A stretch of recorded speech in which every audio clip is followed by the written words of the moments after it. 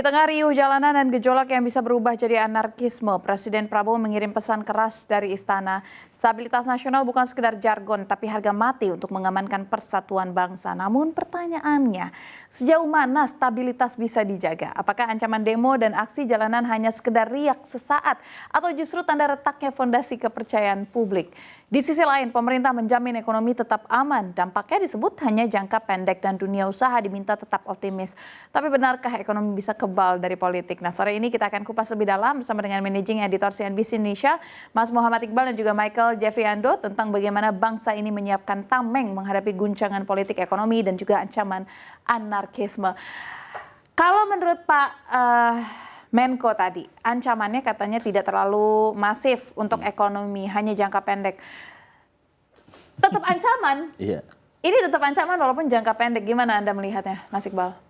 Ya tentu ketika Pak Menko bicara di forum, apalagi di Bursa Efek ya, dia memilih Bursa Efek tentu tujuannya untuk meyakinkan market ya, bahwa walaupun ternyata endingnya pembukaannya juga drop ya. Drop 7.500. Ya, tapi memang itu pesan yang penting untuk disampaikan, terutama yang saya garis bawahi soal optimisme itu.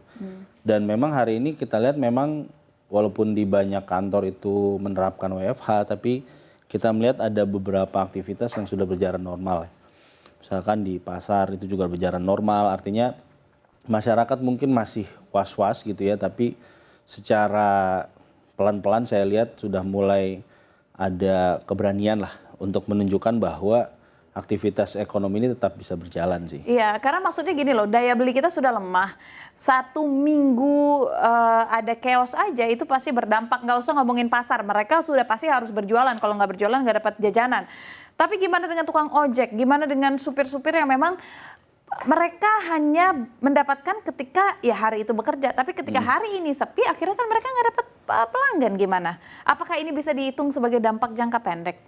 Iya, karena kalau sebenarnya kita lihat ini tidak bisa diprediksi ya. Siapa yang akan kebayang kalau demo yang tadinya cuma tanggal 25 Agustus itu akan sepanjang ini gitu ya. Karena kalau kita lihat 25 Agustus pas pertama kali terjadi demo, itu situasinya sempat ricuh di awal ya. Karena itu di luar kebiasaan, biasanya kalau jam 6 sore baru ada gas air mata, pembubaran massa. Ini siang-siang waktu hari Senin itu udah mulai chaos gitu. Dan selanjutnya dimulai lagi tanggal 28 dan 29 gitu. Berlanjut sampai 31 berlanjut sampai kemarin. 31 gitu. Jadi memang ini sesuatu yang tidak bisa diprediksi gitu. Kalau kita lihat memang aspirasi masyarakat itu jelas ya. Banyak tuntutan yang sudah disampaikan, entah itu berkaitan sama daya beli, tentang DPR juga disampaikan, gaji dan tunjangan itu menjadi concern masyarakat gitu. Cuman kesininya memang dinamikanya cukup tinggi gitu. Makanya